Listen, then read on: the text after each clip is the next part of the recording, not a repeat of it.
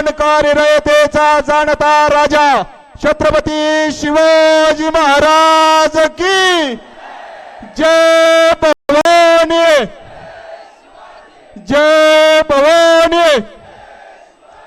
देव देश धर्म मराठी मनाचे बाणबिंदू हिंदू अस्मितेच्या शिरोमध्ये अखंड हिंदुस्थानचे हिंदुहृदय सम्राट श्रीमान बाळासाहेब ठाकरे यांचा बाळासाहेब सुपुत्र महाराष्ट्र हृदय सम्राट संयमाचं भगवं वादळ अतांग महासागराचं वादळ शिवशक्ती भीमशक्तीचे उद्गाते आदरणीय उद्धव साहेब ठाकरे यांचा कहो दिल से. जमलेल्या माझ्या तमाम महाराष्ट्र प्रेमी बांधवांनो, भगिनींनो आणि मातांनो, हे मोबाईलचे टॉर्च कुठपर्यंत गेलेत म्हणजे ही गर्दी कुठपर्यंत आहे हे टॉर्च पेटल्यानंतर लक्षात आलं. आणि हे नुसते टॉर्च नाही आहेत, या धगधगत्या मशाली आहेत जे संपूर्ण या गद्दार आणि भ्रष्ट कारभाराला जाळून टाकणार आहेत. या 20 तारखेला मी आज बार्शीमध्ये आलो. इथे वळल्यानंतर दिलीपरावांना म्हटलं की दिलीपराव गेल्या वेळेला याच रस्त्यावरती दुपारची सभा झाली होती, बरोबर ना? तुमच्यापैकी अनेक जण असतील. आता या वेळेला मी माझं कर्तव्य केले, दिलीपरावांना उमेदवारी दिलेली आहे. आता पुढचं कर्तव्य तुम्ही करायचंय, आमदार बनवून द्यायचा, आमदार बनवून द्यायचा. देणार बघा, कारण ते मला शेवटचा पॅराग्राफ जो त्यांनी म्हटलं काय ते वाळू वगैरे वगैरे वगैरे, ही अशी माणसं आपण निवडून कशी काय देऊ शकतो? म्हणजे झेंडा फडफडतोय बरोबर आहे, पण माणसं फडफडतात इकडे तिकडे इकडे तिकडे इकडे तिकडे, कधी इकडे कधी तिकडे कधी तिकडे कधी इकडे. हे लांछन आहे आपल्याला. म्हणजे या बार्शीच्या आमदारांनी जी काही गद्दारी केली त्याला उत्तर मी तर म्हणेन दिलीपरावांनी तर दिलेलंच आहे, पण आपल्या ओमदादांनी पण दिलेलं आहे. आणि ते उत्तर का त्यांना पण पैशाच्या ऑफर झाल्या नसतील असं तुम्हाला वाटते? पण पैशाच्या ऑफर, मगाशी गेलो होतो कैलासकडे, मी त्या सभेत बोलताना बोललो की आपला कैलास दादा हा तर सोन्याच्या लंकेपर्यंत म्हणजे तिथे जाऊन आला. परत समोर दिसत होती सगळं लख लख लख लख, ते काय गाणं नाही, लख लख लख लख लख लख, ती सोन्याची लंका दिसत होती. आणि माझ्याकडनं तर पक्ष चोरलाय, नाव चिन्ह सगळं चोरलंय, तरी देखील हा वाघाचा बच्चा अर्ध्या वाटेतून परत आला. आणि एकटाच, म्हणजे एकटाच रस्त्यावरती उतरला. मला फोन करतोय कैलास की मी कुठे आहे मला माहिती नाही, कोणत्या दिशेला चाललोय माहिती नाही, मी या भागात कधी आलेलोच नाही.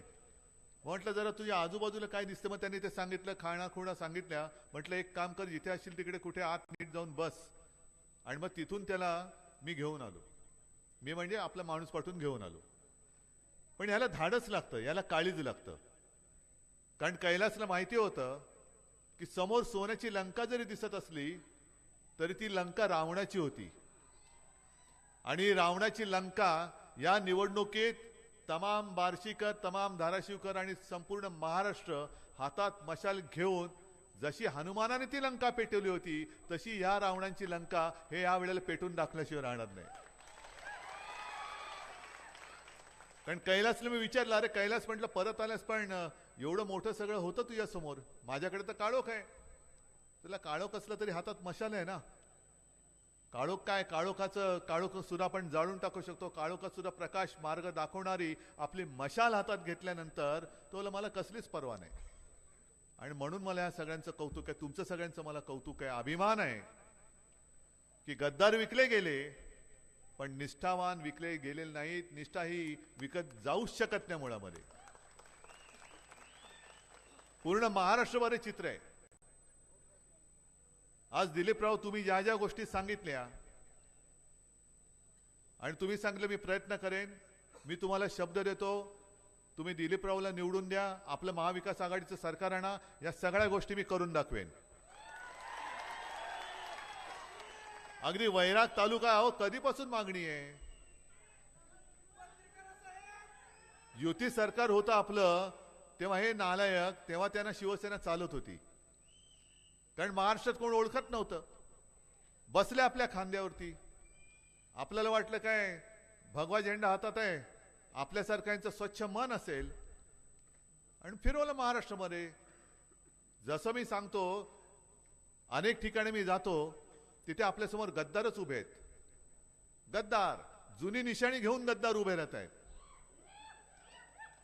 अरे तुम्हाला लाज वाटायला पाहिजे या गद्दारांना. स्वतःचं कर्तृत्व काही नाही. पक्ष चोरताय, नाव चोरताय, चिन्ह चोरताय, वडील चोरताय. मला त्यांच्या वडिलांची कीव येते की यांना स्वतःच्या वडिलांचं नाव घ्यायला लाज का वाटते. काय वडिलांनी तुमच्या काय पाप केले. तुम्हाला जन्म झाला हा वेगळा भाग आहे, पण जसं मी ठणठणीत माझं नाव सांगतोय की उद्धव बाळासाहेब ठाकरे, आणि मला माहितीये की एवढी जनता जमते, ते उद्धव ठाकरेला किंमत नाहीये, उद्धव बाळासाहेब ठाकरे यांना किंमत आहे. आणि जे सगळं वलय आहे हेच तर मोदींच्या आणि शहांच्या पोटात दुखते. घराणेशाही ही माझी घराणेशाही आहे, माझ्या घराण्याची परंपरा आहे, आणि ही माझी वडिलोपार्जित संपत्ती आहे. बघा, ते तुमच्या ईडी, सीबीआय, इन्कम टॅक्स वाल्यांनी मोजताच येणार नाही. आणि हे जे काय वैभव आहे, मोदी साहेब आपण देशाचे पंतप्रधान आहात दुर्दैवाने, पण आपल्याला माणसं पैसे देऊन आणावी लागतात. माझ्याकडे इकडे एक सुद्धा भाड खाऊ आलेलं नाहीये, एक सुद्धा नाही. पण यांचा आव असा असतो, म्हणजे बाकीच्या गोष्टी मी काय परत परत तेच सांगणार नाही. काल माझी बॅग तपासली, आज पण बॅग तपासली, म्हणजे माझी बॅग काय ऑटो चेकिंग वरती टाकली की काय. बरं, जिथे जातोय त्याने मी प्रश्न विचारतोय की माझ्या आधी कोणाची बॅग तपासली. नाही, तुम्ही पहिलेच. म्हणलं माझ्यापासून काय बोनी करतोय, चुकीचं गिराईक पकडलेस तू. पण माझी बॅग तपासली जाते, मला काही हरकत नाही. ज्याला माझा आक्षेप आहे तो हाच आहे की मी जसा प्रचाराला फिरतोय, आता तुम्ही किती वाजल्यापासून इकडे बसलायत. 6 वाजले, किती आता 9:30 वाजले, बरोबर आहे. ही एवढ्या वेळ माझी माणसं माझ्यासाठी थांबून राहत आहेत. आता जसे ते फिरतायत विमानाने आणि हेलिकॉप्टरने, आपणही फिरतोय. पण त्या अंशावरनं मी उमरग्याला यायला निघालो, हेलिकॉप्टर उडायला अजून परवानगी नाही. का नाही, मोदीजी लँड करतायत सोलापूरमध्ये. आता औसा कुठे, उमरगा कुठे, सोलापूर कुठे. हा, काय आहे की नाही, भौगोलिक काय न्याय आहे की नाही. आणि माझा आक्षेप इकडेच आहे की माझं हेलिकॉप्टर उडवायला तुम्ही मोदी येईपर्यंत आसमंत बंद करतात. म्हणजे काय नाकाबंदी लावताय. म्हणजे रस्त्याने चालले तर नाकाबंदी आहे, बाकी ते रोडच्या जोरात करतात. सगळे आजूबाजूला पोलीसच असतात साध्या वेशामधले. लोकांना वाटतं काय तोबा गर्दी आहे, हो सगळे पोलीस. मग सगळ्यांना अडवून ठेवतात. मुंबईमध्ये सभा असली, गेल्या लोकसभेला तर पुण्यामध्ये यांची सभा होती, त्या संपूर्ण परिसराला लष्कराच्या छावणीचं रूप आलं होतं. मग एवढा बंदोबस्त तुम्ही लावताय, काय अधिकार आहे. काय नुसते पंतप्रधान म्हणून ते प्रचाराला येत आहेत. खरं म्हणजे देशाच्या पंतप्रधानांनी कोणत्याही एका पक्षाचा प्रचार करता कामा नये, कारण मोदीजी तुम्ही भारताचे पंतप्रधान आहात, भाजपाचे नाहीत.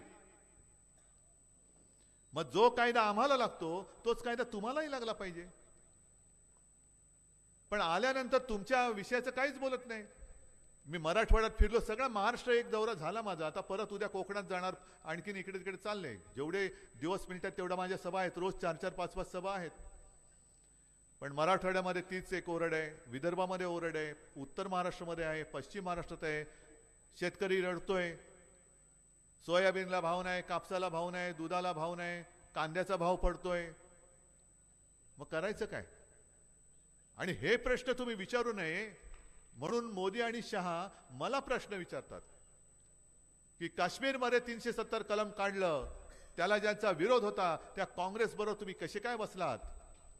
काय संबंध काय? माझ्या सोयाबीनचा भाव त्यांच्यामुळे वाढलाय का हो?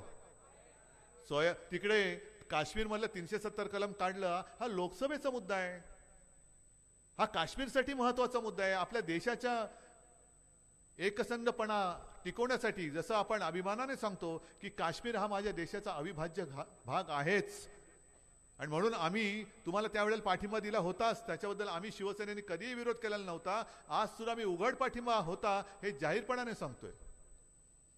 पण ही जी निवडणूक आहे ती माझ्या महाराष्ट्राच्या जीवन मरणाची आहे.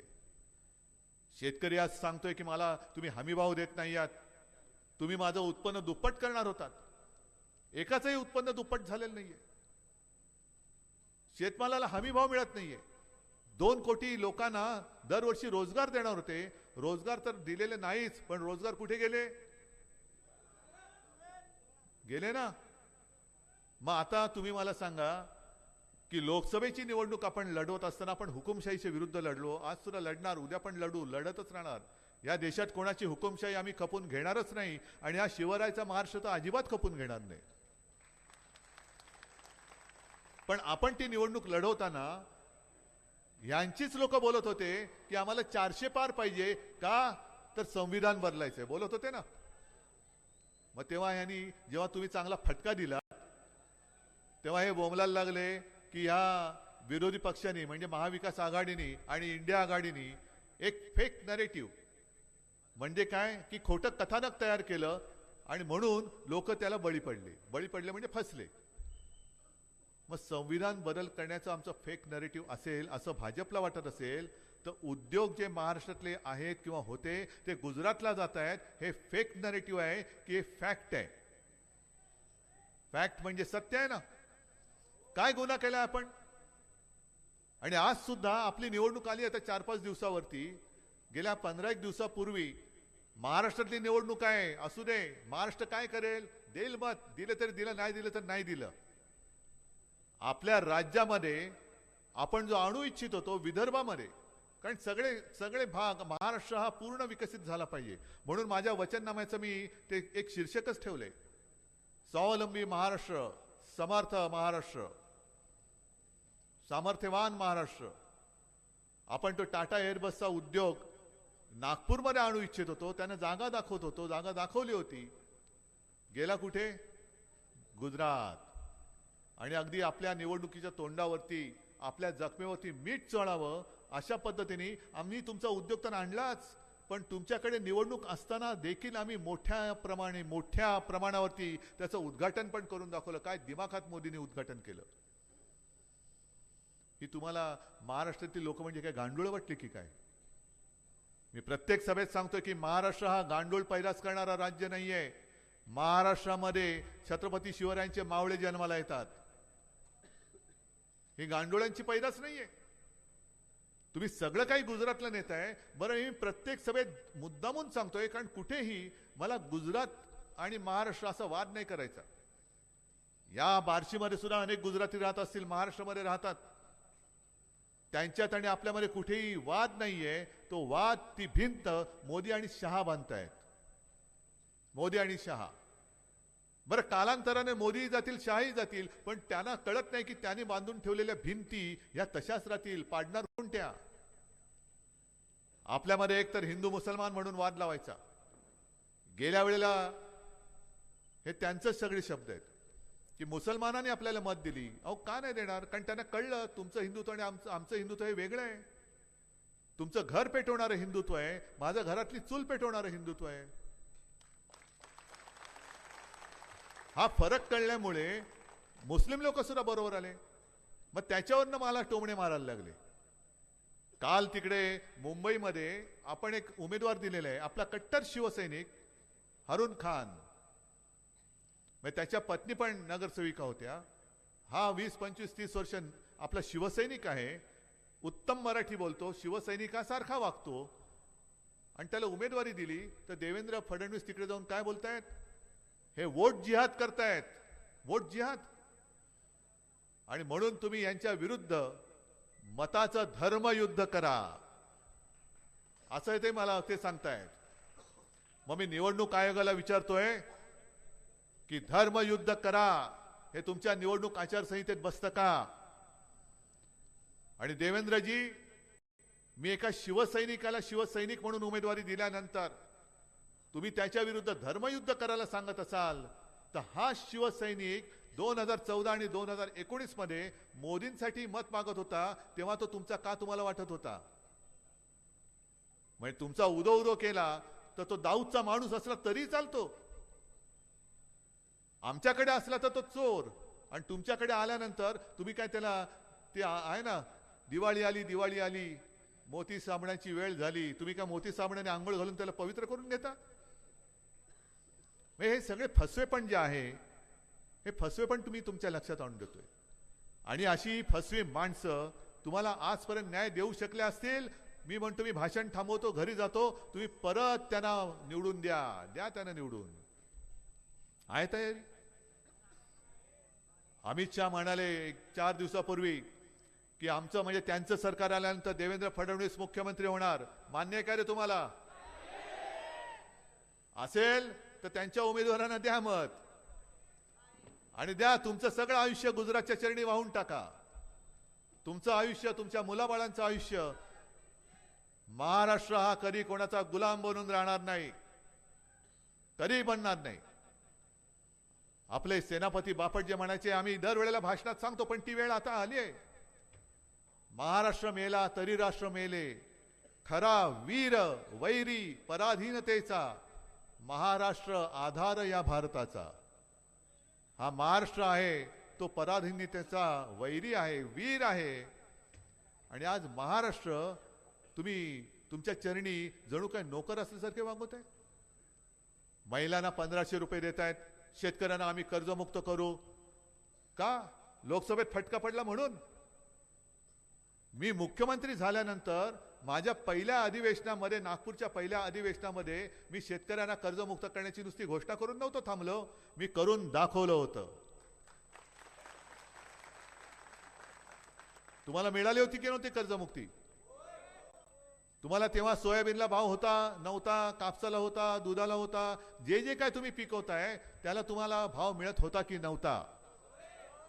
मग आता जी काय परिस्थिती आहे, सोयाबीन तुम्ही फिरा ना इकडे, किती काय शेतकरी आलेत का रे? सोयाबीनचे आलेत ना? जे जे काय तुम्ही इकडे पिकवता, कारण मी विदर्भ मराठवाड्यामध्ये फिरलो, हा पण मराठवाड्याचा आहे, इकडे थोड्या सोलापूरमध्ये जरी आला तरी आपला हा भाग जातो धाराशिवमध्ये मतदारसंघात. पण ते सगळे शेतकरी मला सांगतात की तुमच्या वेळेला आम्हाला सोयाबीनला 10,000च्या वरती भाव होता, कापसाला भाव होता, आता सगळं पडत चाललेलं आहे.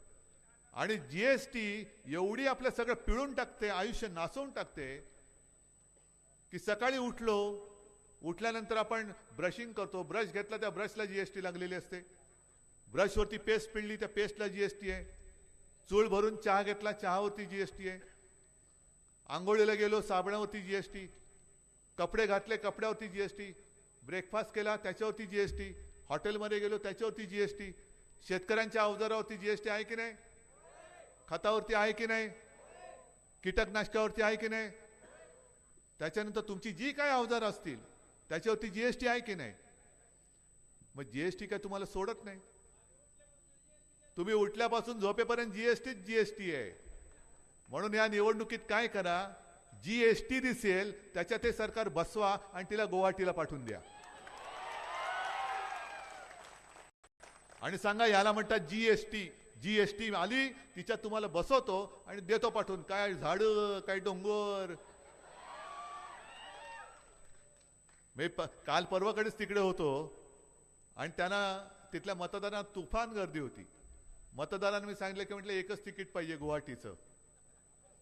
यांना तिथले डोंगर दिसत आहेत, पण या गद्दारांना रायगडावरचं टकमक आता दाखवायचं आपल्याला. रायगडावरचं टकमक जे महाराजांचं शासन होतं, गद्दाराला जे शासन करायचे ते यांना राजकारणामध्ये आपल्याला करून दाखवायचे. आणि म्हणूनच आपण जी काही वचनं देतो आहोत, एक तर शेतकऱ्यांना आपण परत कर्जमुक्त करणार आहोत. मी ही वचनं मुद्दामून सांगतोय. महिलांना फक्त 1500 नाही तर 3000 करणार आहोत. महिलांना सुरक्षेसाठी स्वतंत्र महिला पोलीस स्टेशन्स आपण करणार आहोत. 5 जीवनावश्यक वस्तूंचे भाव शेतकऱ्याचं नुकसान होऊ न देता आपण स्थिर ठेवून दाखवणार आहोत. दिलीपराव, तुम्ही सोबत होतात आणि आपलं सरकार होतं तेव्हा आपण हे करून दाखवलं होतं. मनोहर जोशी मुख्यमंत्री असताना 5 जीवनावश्यक वस्तूंचे भाव स्थिर ठेवून दाखवले होते. मुलींना मोफत शिक्षण दिलं जातं तसं मी माझ्या महाराष्ट्रामध्ये जन्मलेल्या मुलांना सुद्धा मोफत शिक्षण देऊन दाखवणार आहे. कारण ह्या काही काही गोष्टी म्हणजे तुम्ही तर जगता आहात आणि तुमच्या आयुष्याच्या ज्या बातम्या आमच्यापर्यंत पोहोचतायत ह्या नुसत्या बघून मी सोडून नाही देत. मी कालच्या सभेत सांगितलं तेच तुम्हाला आज परत सांगतोय की टीव्ही चॅनलवरती अनेक बातम्या येत असतात. काल मी सहज एक बघितलं, राजदीप सरदेसाई यांनी एका शेतकऱ्याच्या ते घरी गेले अमरावतीमध्ये. दुर्दैव असं की त्या शेतकऱ्याने आत्महत्या केलेली. त्या आत्महत्या झालेल्या शेतकऱ्याच्या घरात राजदीप सरदेसाई गेले. त्याची विधवा पत्नी बसलेली, 2 तरणीवाण मुलं. आणि मग तो त्यानं विचारत होता तुमचं नाव काय, कितीचं कर्ज होतं, 1,00,000 सव्वा लाखाचं कर्ज असेल. मग दोन्ही मुलांना विचारलं तू काय करतोस, काय शिकतोस. तो मी शिक्षण सोडून दिलं आता. कारण शाळेची फी कशी भरायची, शिक्षण घेणार कसं, शिक्षण घेण्याची इच्छा आहे पण घेऊ शकत नाही कारण डोंगरासारखं कर्ज आहे. ते कर्ज फिटलं जात नाही म्हणून शिक्षण घेऊ शकत नाही. अनेक मुलांची लग्न होत नाही, कोणी मुली द्यायला तयार नाहीत. आणि मग त्यांनी त्याला विचारलं त्या मुलाला, अरे तू शेती करणार का. तो मी शेती अजिबात करणार नाही, हमाली करेन पण शेती करणार नाही. दुसऱ्याला विचारलं तो काय करणार, दुसरा पर्याय काय माझ्याकडे आहे, कर्ज डोक्यावरती कर्ज आहे, फेडावं तर लागेल. कारण शेतकरी म्हणजे काय अदानी नाहीये कर्ज माफ व्हायला. मोठे कोणी उद्योगपती नाहीयेत की झालं कर्ज माफ. पण ज्या मुलांना, शेतकऱ्याच्या माझ्या मुलांना शिकायचंय त्या मुलांना शिकता येत नाही. कारण का की फी भरायला पैसे नाहीत. वडिलांच्या डोक्यावरती कर्ज आहे, वडिलांना मला मदत करावी लागते. त्यांना मदत केली तर ते माझ्यासाठी, माझ्या कुटुंबासाठी खपतायत, झटतायत. त्यांना मदत करायला म्हणून मुलं शिक्षण सोडतायत. आणि मग अशा मुलांना शिकवायचं नाही तर काय करायचं, नुसतं बघत बसायचं. काश्मीर में 370 कलम निकाल दिया, त्याने का मुलगा शिकतोय. मुलगी शिकली, प्रगती झाली, 1500 देऊन घरी बसवली, काय उपयोग आहे त्या शिक्षणाचा. मुलं शिकली पाहिजेत, मुली शिकल्या पाहिजेत, त्यांना नोकरीसाठी उद्योग आले पाहिजेत. ना शिक्षणाचा पत्ता आहे. उद्योग जे होते ते आणि येणारे उद्योग हे सगळे गुजरातला जात आहेत. मग माझे इथले सगळे लोक ही काय नोकरी करायला गुजरातला जाणार. आणि तुम्ही सगळे जाणार, तुमच्यापैकी बरेच जण, म्हणजे वयाच्या नुसार मी म्हणतोय, आई वडील आहात. मला एक खरं गोष्ट, एक उत्तर खरं द्यायचं. तुम्हाला कोणी फुकटचं दिलेलं आवडेल की तुम्हाला तुमच्या मुलाने किंवा मुलीने स्वकष्टाने कमवलेला 1 रुपया आवडेल. कारण महाराष्ट्र कोणाकडे हात पसरणारा नाहीये. आम्ही मागतोय, आमच्या कष्टाचं मागतोय. शेतकरी जो हमी भाव मागतोय त्याला फक्त हमी भाव द्या. 1500 वगैरे नाही दिले तरी चालतील, तुम्ही हमी भाव द्या. आम्ही तर 3000 देणार आहोत. पण हे जसं मी सांगतो की मी कर्ज तुम्हाला मुक्त करून दाखवलं होतं, मी काय घरनं पैसे नव्हते आणले. तसेच हे यांच्या काय बापाचे पैसे नाही आहेत 1500 रुपये. हा पैसा तुमचा आहे, तुमचा लुटलेला पैसा आहे. म्हणजे गद्दाराला 50 खोके आणि बहिणीला फक्त 1500, ही किंमत. आणि यांचा माज आता असा वाढलाय की जणू काही यांना असं वाटतंय की या महाराष्ट्रातल्या माता भगिनी 1500 देतोय म्हणजे आपल्या नोकर झालेले आहेत. तो कोल्हापूरचा मुन्ना महाडिकची त्याची मस्ती पाहिलीत ना तुम्ही. काय मस्ती आहे की पैसे आमच्याकडनं घ्यायचे आणि सभेला तिकडे जायचं. अरे काय तू तुझ्या घरनं पैसा आणतोयस, म्हणजे काय धमकी देतोस की काय. म्हणून मी जाहीर सभेत सांगतोय मुन्ना महाडिकला, कारण मुन्ना महाडिक मला माहितीये की तुम्ही फोटो काढून केवळ आमच्या सभेला महिला आल्या आहेत म्हणून त्यांना धक्का लावण्याचा प्रयत्न केला तर याद राखा, तुझा हात जागेवर नाही ठेवणार मी. हात नाही ठेवणार जागेवर. हीच तर शिकवण आम्हाला छत्रपती शिवाजी महाराजांनी दिलेली आहे. आणि ही शिकवण, हे संस्कार हे पुसून टाकायला चाललेले आहेत. नुसतं आपलं काहीतरी भास आणायचा, फसवायचं, मग कधी शिवाजी महाराजांचं नाव घ्यायचं. अहो तुम्हाला माहिती आहे लोकसभेच्या आधी केवळ आणि केवळ आपली मतं त्यांना पाहिजे होती, कोकण पट्ट्यातली मतं पाहिजे होती, म्हणून घाई गर्दीने शिवाजी महाराजांचा पुतळा तिकडे बांधला होता. पण त्या पुतळा बांधण्यामध्ये पुतळ्यात सुद्धा नालायकांनी पैसे खाल्ले. पुतळ्यात, महाराजांच्या पुतळ्यात सुद्धा 8 महिन्यामध्ये आपल्या या दैवताचा पुतळा कोसळून पडतो. आणि मिंदे म्हणतो वाऱ्याने पुतळा पडला. वा रे वा. आणि म्हणून मी चिडून बोलतो, अरे वाऱ्याने मिंदेची दाढी नाही ती उडत की अशी भुरभुर भुरभुर उरते? काय झालं ना, वारं सुटले, तुझी दाढी नाही ना उडत? तू काय बोलतोस? काय तालतंत्र? काय शुद्धीवर आहेस? छत्रपती शिवाजी महाराजांचा पुतळा जे आमचं दैवत आहे तो कोसळून पडतोय. आणि दुसरे त्यांचे ते चष्मे बहादर म्हणतायत वाईटातून काहीतरी चांगलं होतं, जोड्याने तोंड फोडलं पाहिजे, यांचं थोवाड फोडलं पाहिजे खरं म्हणजे. आणि म्हणून आम्ही त्याला जोडे मारलेच. महाराजांचा पुतळा पडल्यानंतर वाईटातून चांगलं, अरे पुतळा पडल्यानंतर त्या वाईटापेक्षा आणखीन चांगलं काय होणार आहे? आणि म्हणून मी ठरवलेलं आहे की यांच्यामध्ये आता माणुसकी शिल्लक राहिलेली नाहीये. धर्माधर्मामध्ये मारामाऱ्या लावतायत, आगी पेटवून, घरांच्या होळ्या पेटून यांच्या हे पोळ्या भासतायत. महिला आता असुरक्षित आहेत, त्यांच्यासाठी आम्ही महिलांची पोलीस स्टेशन्स उभारणार आहोत, जिकडे महिला अधिकारी आणि कर्मचारी सुद्धा महिलाच असतील. महिला पोलिसांची भरती आम्ही जास्त करणार आहोत. 25 लाखापर्यंत कॅशलेस मेडिकल सेवा सुद्धा आम्ही तुम्हाला देणार आहोत. खूप काही करायचे आहे. पण छत्रपती शिवाजी महाराजांनी जे आपल्याला शिकवलं की गरिबाच्या भाजीच्या देठाला देखील हात लागता कामा नये.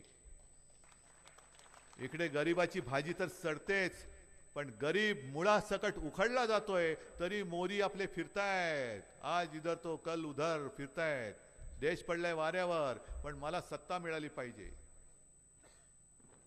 आणि म्हणूनच जे मी ठरवले की आपली सत्ता आल्यानंतर येणार म्हणजे येणार, आणणार म्हणजे आणणार. जसं इकडे भगवंताचं मंदिर आहे, हे एकमेव देशातलं मंदिर जिकडे विष्णूला भगवंत म्हणून इकडे नाव देऊन त्याचं मंदिर आहे. त्याचं तीर्थक्षेत्र म्हणून विकास करायचाच. तसंच छत्रपती शिवाजी महाराजांची मंदिरं जी संस्कार पीठ असतील ही महाराष्ट्रातल्या प्रत्येक जिल्ह्यात मी उभारणार आहे. प्रत्येक जिल्ह्यात. आणि केवळ महाराष्ट्रामध्येच नाही तर हे गद्दार जिकडे पळाले होते, कुठे पळाले होते? सुरत, गुवाहाटी. पहिलं मंदिर मी सुरतलाच बांधणार आहे. बघू, देवेंद्र फडणवीस आता अशी लाई झाले, काय करावं कळत नाही. अरे मोदींचं मंदिर बांधायच्या ऐवजी महाराजांचं मंदिर बांधतोय. अरे मोदींचं मंदिर तू घरी बांध तुझ्या. तर थाळी वाजव, गो करोना गो, वाजवा थाळ्या, मारा कोलांट्या उड्या मारा, बेडूक उड्या मारा. त्यावेळेला तुम्ही म्हणजे हे कोणी नव्हते, भाजपवाले कोणी नव्हते. महाराष्ट्र वाचवला ते या माझ्या सगळ्या महाराष्ट्रातल्या माता भगिनी आणि जनतेने महाराष्ट्र वाचवलेला आहे. आणि तेव्हा माझ्यावरती टीका झाली होती, आजही टीका करतात, हे फक्त यांच्या कुटुंबापुरतेच आहेत. हो आहेच, हेच माझं कुटुंब आहे. जेव्हा आपल्या पाठी कोणी नसतं त्यावेळेला जे असतात ते कुटुंब नाही तर दुसरं काय म्हणायचं. आज माझ्याकडे काही नसताना तुम्ही आहात, मी हे सगळं तुम्हाला देणार म्हणतोय. माझ्याकडे आहे काय? ना पक्ष, ना चिन्ह, ना काही. सत्ता तर नाहीच आहे, तरी सुद्धा तुमचा माझ्यावरती विश्वास आहे. मोदीजी, हे भाग्य तुमच्या नशिबात नाही, त्याला मी काही करू शकत नाही.